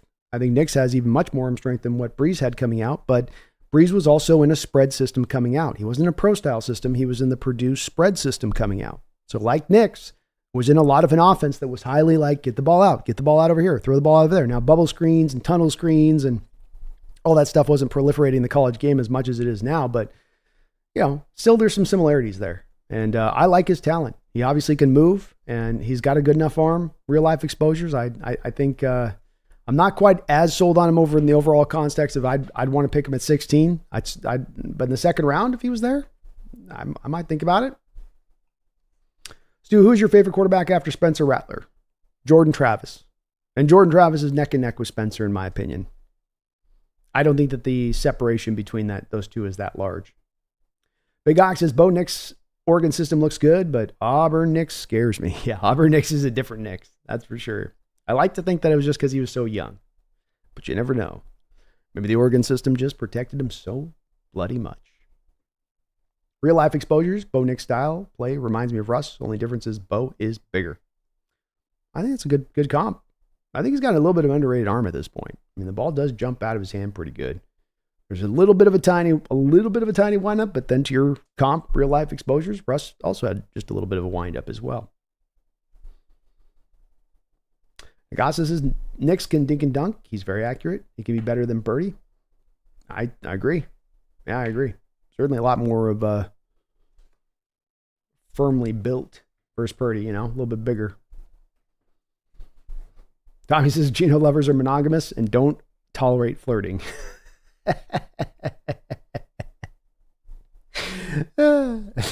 It's very true.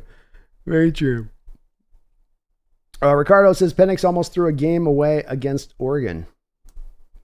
Oh, I mean, but they did win. He did play pretty well in it. Tommy, I think we might have one time traded back in the first round, but does that count? I guess it's props to Chase. Chase nailed this one. So the Walter Jones one, we trade up for Walter Jones. So when we do it, it's a good thing. Good things happen when we do move up, it would seem.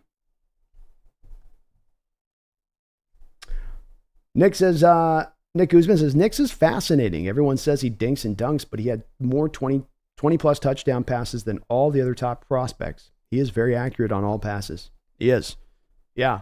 It's a little bit of what I saw as well, Nick, is that 77% was not just on the bubble screens and little short throws to the flat. Like he's throwing it down the field. He's got an outside receiver with 1,300 yards this year, and he's throwing 9 routes out there to him. You know, he's having to make some big boy throws. Wouldn't shock me if we were to come to find out that Nick's had even a stronger arm than J.J. McCarthy. You know, I think you make an argument that Nick's had a lot more of the big time throws on tape this year than what you saw from McCarthy by a pretty good margin. Chris is just tuning in. We talking quarterbacks? I hope it's not Seahawks doing so. More, we're just, for folks just joined us in the chat here, we're more just talking about the possibility of if Seattle were to take Michael Pennix. I'm not here trying to pound the table or advocate for Michael Pennix or change where I've been at in my outlook of him and to say that, no, I've suddenly been moved in the last 24 hours with the letter that he put out and the fact that the Seahawks are interested. Not at all.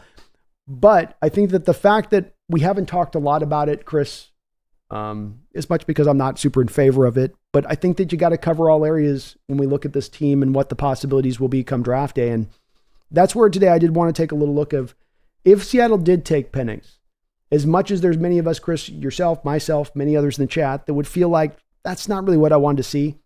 That's not really what I wanted you to go, guys. No, please. I would be more comforted, even though I'd want to go the other way than I'd be in other decisions, because of the fact you have Grubb in the building, because this team would have done their homework and they have the insider knowledge no other team in the NFL does in regards to this one particular player. And if that were to happen, I think that ends up carrying a little bit more weight for me than it would if you were drafting a guy like Bo Nix, who was similar to Michael Pennix's situation, and you didn't have the coaching staff connections, you know, where there'd be a little bit more of, you guys didn't know what this is a big risk.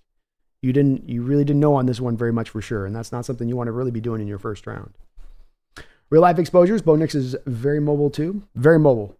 He struck me on tape as kind of in that 4.55-ish mode of movement.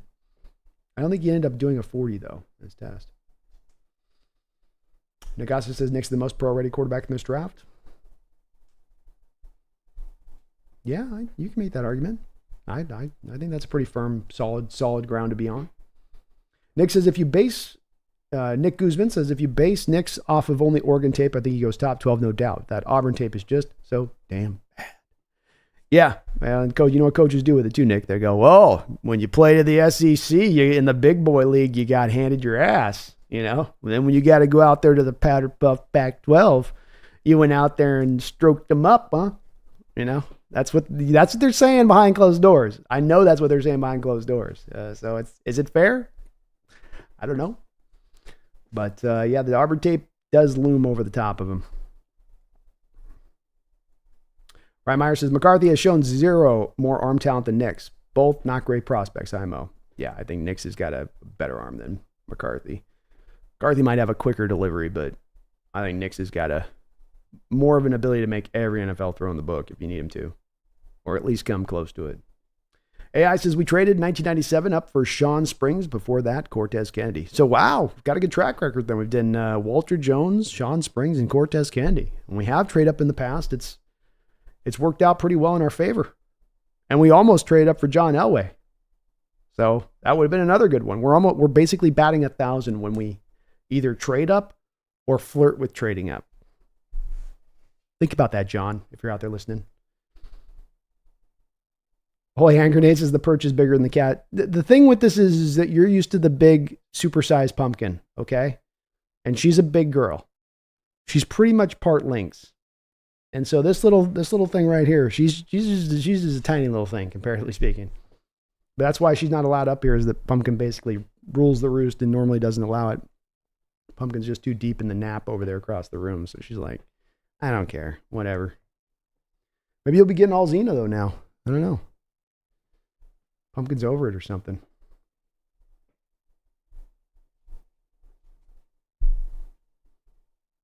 Real life exposures on the right coaching. Bo Nix can be elite in the NFL. I think he could be a really good quarterback. Yeah. Jaded. Thank you. Yeah, that was the word I was looking for. Jaded. Thank you guys. Nick Guzman says, McCarthy to me would be the perfect quarterback for the Rams to develop behind Stafford. He's going to need a strong system like that and will need a few years to develop. I would love that pick if I'm the Rams. I mean, that'd be very scary. I think for me, it's very scary, the proposition of the Rams landing either Bo Nix or Michael Pennix. Because I think that if you give McVay either of those two quarterbacks, he's going to know what to do with both and how to maximize both. So that's worrisome, man. Where the Rams are kind of sitting in this draft, they're able to sort of lurk on this one a bit with the QB situation if those guys do slide. I'm expecting, and I'm going to end up putting Jerzon Newton or Byron Murphy in my final mock to them tomorrow, but there's got to be a draw to go QB if one of those falls. You have to think. Chris says, the Hawks Nest, something out of left field. You ever look up Quantez Stiggers? I like his story if he's there late. I haven't looked up Quantez, but I will put him down on my notes. Quantez. That's a cool name. I like the name. But I'll take a look at him, Chris. Take a little peek. I can find some tape. Anthony Robles, let's get Murphy or an offensive line. That's it. Do a poll. Do a quick we can't. We'll have to do it tomorrow. We'll do the poll tomorrow. We got 10 minutes here before I got to do the pop over to the B&B here. But we'll do a poll tomorrow. We'll see. But I do think that the Byron Murphy love has been probably getting as much Anthony of any of our posters and chatters today. In the hour and a half, 2 hours we've been doing the show, I think the Murphy's been getting more love than any prospect so far that we've talked about today. Nagasa says, the other thing I can't understand is the Caleb hype, that he's generational. Yeah, I don't see the generational side of it anymore either on that, Nagasa. I'm actually a little bit of an outlier on it where I don't maybe see, the clearer way he gets to his ceiling necessarily, but I do feel like versus other people that feel like there's just a huge bust thing there, I feel like he's actually got a pretty solid floor as a player with the skill set he brings. So it's kind of shifted a little bit for me with him. I still think he's going to be a really good quarterback. The generational thing should only be thrown around at very, very, very precise moments. Holy Hand Grenade says, I've got family on both coasts. No one lives in the middle of the country. No, they don't. And it's hard with families. Everybody ends up spreading out, going their own areas. So it does get tough to be able to get everybody kind of in close proximity and, having everything cool with that. Haley says, how's things been? Haley, I'm good. We're at a new location. Got the move done. Did the 20-hour drive in just 2 days. Got it kicked out. Got everything moved in. Got unpacked. Got everything set up. Got to get the internet figured out here. We're rolling on the bare minimum number of G's here, but we're rolling. We're doing good. Hope you're doing well. It's good to see you in the chat.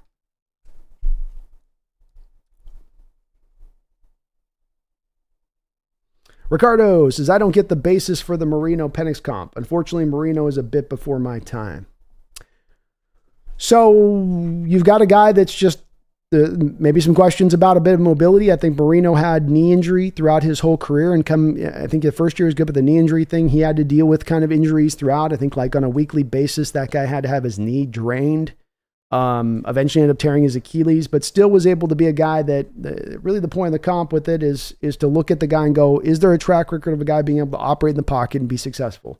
Does mobility have to be the end all be all name of the game?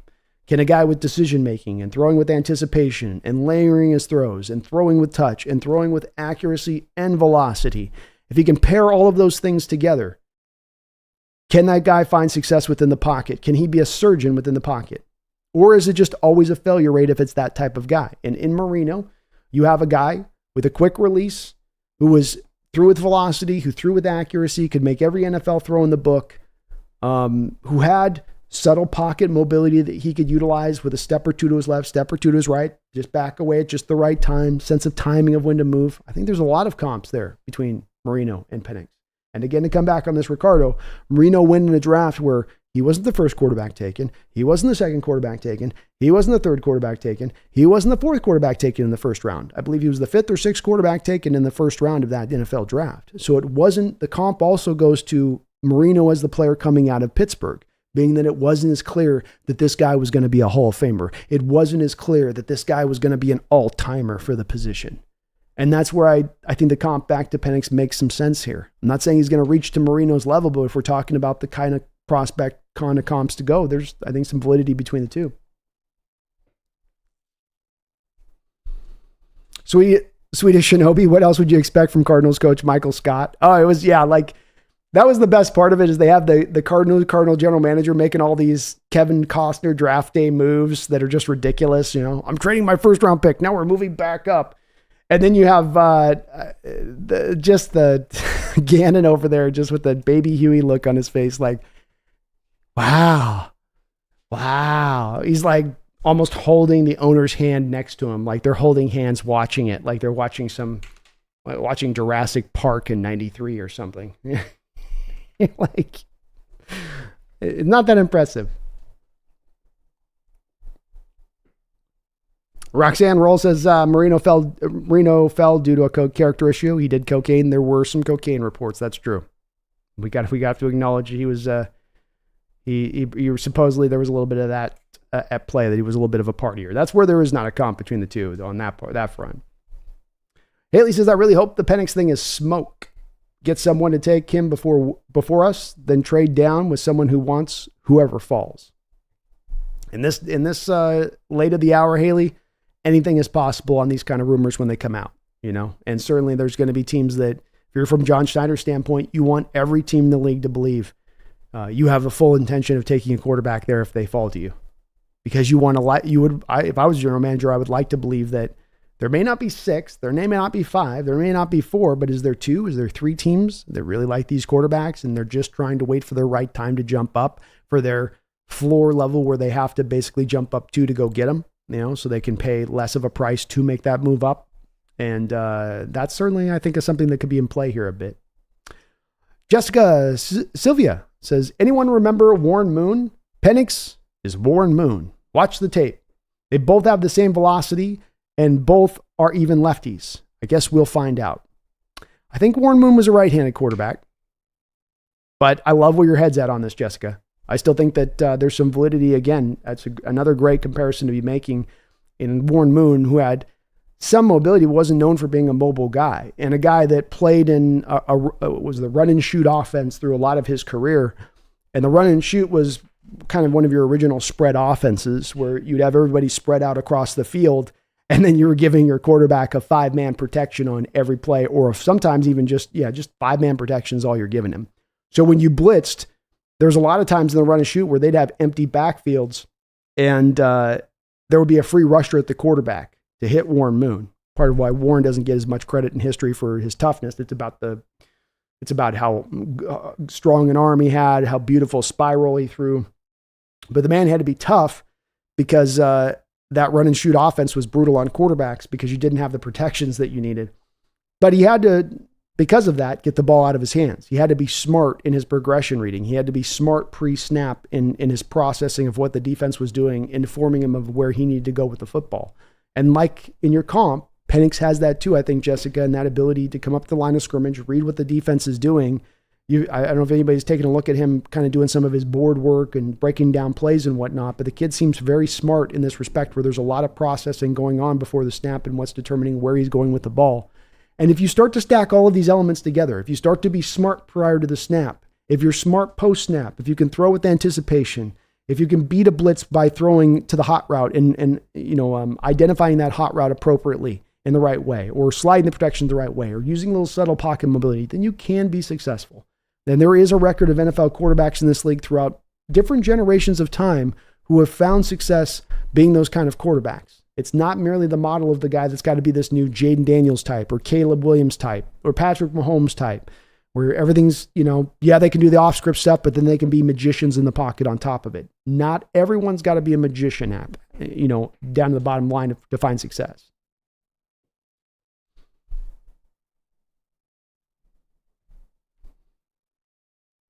Ricardo says, was Marino living off of throwing 50-50 balls to NFL caliber receivers?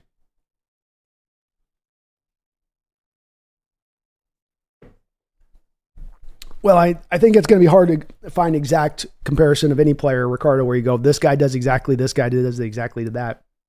I think I would say that when you break it down to just 50-50 balls, I think you're sort of taking something away from what Michael Pennix was doing, being that he's also throwing away from the leverage, a little bit of the point I was making earlier. You can have 50-50 balls that you throw up, where you throw it up to the guy and you're throwing it to the man, and then you're giving a chance for leverage to come in there and make a play late on the ball. And those balls will have much higher likelihood of being knocked away. But don't you find it weird, Ricardo, that all three of his guys, Jalen McMillan, Jalen Polk, and obviously Romo Odunze, all three were great in contested catch situations. Romo was the best in college football, I believe, as far as his catch percentage of contested catch balls. And part of that is certainly the receiver's talent to be able to do that, Ricardo. Some of it is also, though, instead of throwing the ball to the guy, you have Penix throwing the ball out here, away from the leverage of the defender.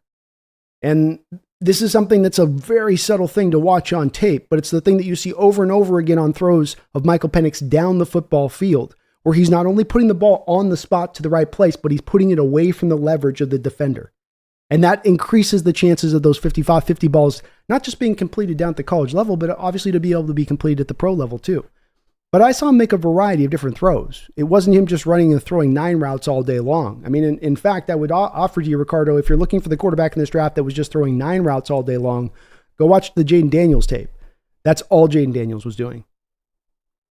I mean, those were some of the most simplified route concepts you could find in the sport, and he's just basically dropping back and throwing 9 routes all day or stop routes. So it definitely, to me, there was a lot more peppered in from what Penix was doing out there on the field than just merely throwing 50-50 balls. Tommy says that Penix is Moon. He's one of the best quarterbacks to play ever in the CFL, NFL. Amen. I love the comp. Jessica, Moon should never have played in the CFL. And I'm not usually one to raise the racism card. That was pure racism on that one. That was unbridled NFL, Jesus, guys, slide off that, maybe take the pointy hats off first before you go into the draft day. You know what I mean? That one was one really? 1980? Really? Okay. Big Hot Boone. Big Roy says, GD, 85 minutes late. How'd that happen?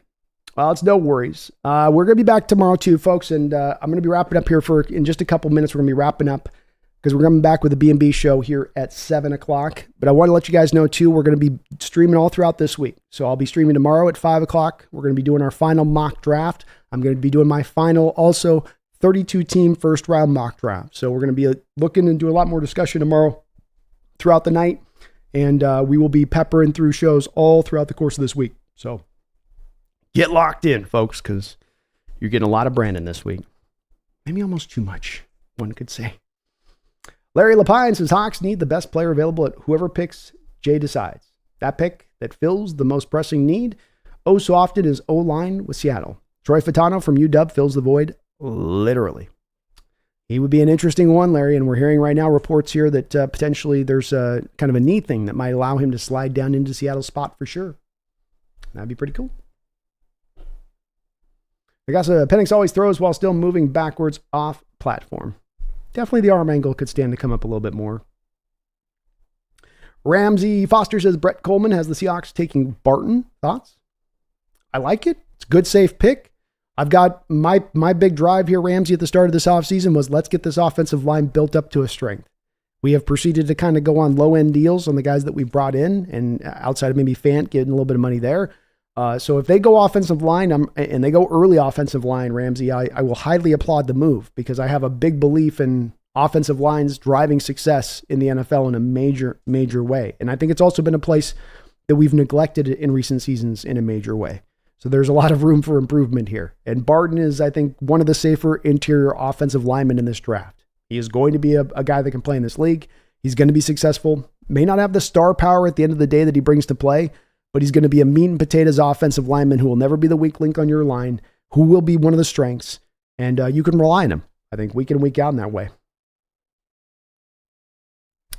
Uma, Pirate Girl Uma, Hawks Nest, former Husky here. I would love Penix over here in Seattle. Well, Uma, I'm making some of the case to my fellow Hawk faithful out here. I don't know if I'm bringing all aboard to this side of it. He's grown on me with time, definitely for sure. And this isn't even one that's about me necessarily pounding the table saying, I got to go get him. You got to go make this happen. It's just as much about saying, hey, it's possible it could happen. I could understand how this could go down. And while it's not necessarily something I'm super advocating for on the other side of it, if it were to happen, Uma, we got Grubb in the house, guy that coached this guy up, guy that's seen this guy for 2 straight years and been in that war room with him for 2 straight years and weekly meetings and how he practices and knows his sense of dedication and how willing he is to be great. And that ends up being an opinion that would ride and loom much larger over me than anything else, and I would trust in much more than any other pick in recent years in that way. Daniel W., sign me up for Brock Bowers at 16 if he can fall that far. Does feel a little bit, as I think about this more and more, like there's really a possibility here that if the Chargers do move back, then maybe Bowers is the guy that they look to grab there. Because when you do look at Harbaugh's history there with San Francisco, while they did have a lot of going for offensive linemen and making like tackles of a high importance, which would lead you to kind of a J.C. Latham, Amarius Mims maybe, Fuaga. You do also consider they did have Vernon Davis there. They also had the other really, really fine tight end there whose name I can never freaking remember, who was a really good player for them for years. And remember with Harbaugh, he's going to want to run, Jim. He's going to want to run a lot of 2 tight end sets. So Bowers, I think, is a big possibility there with the Chargers. Big possibility. All right, here. Just want to thank, if I can, guys, really quickly, the sponsor of this show. Sponsor of this show is Underdog Fantasy. Underdog Fantasy throughout this year is sponsoring the Hawks Nest, and you can click the top of the link in the description section below, or use my code QUEED, NEST, N-E-S-T, and they will match you up to 100% of your first deposit, up to $100. So $100 on the Hawks Nest from me to you, and you support the channel at the same time. Thank you to the Underdog Fantasy for sponsoring the Hawks Nest throughout the course of this year. They've got great ongoing contests continuing out throughout this off season. You can get on baseball, there's basketball, there's hockey, anything you may want, get in on it. Certainly during the season, you got the fantasy leagues you can get in on, but you can get on all the other sports in that as well. There's tons of money to go out there and win. Go up against your fellow fan. Don't go up against them necessarily. You can go pick and choose your battles wherever you want on this one. Go win some money and go do it on the Hawks Nest. Thank you to Underdog Fantasy for sponsoring the show throughout this year. Really, really, really appreciate it. We're going to just put a button on this one, but again, just want to remind you guys, we've got the Hawks Nest draft guide has just dropped on the community post. So if you're subscribed to the channel, check your community post. I've got all of the positional groups linked on in there. We'll be back at 5 o'clock tomorrow with another Hawks Nest show, prepping up, final prep for the draft. And I've got the B&B show coming back at you guys here in 5 minutes at 7 o'clock time. So we're going to have shows peppered all throughout the course of this week. Hope you guys are ready for that. I appreciate you guys watching today. Please do hit that like button if you could for me. Let me make sure I'm caught up. Got one more here. Washington Fist Quest has been celebrating 30 long months, almost 3 years as a Hawks Nest member. Thank you for that long time support and dedication. Washington Fist Quest says, I'd trade 3 firsts and a third for a new B&B at 7. Well, you don't have to trade nothing. We're giving it to you for free. We're giving it to you for free, my man. And that is a great segue, might I say. That is a great segue.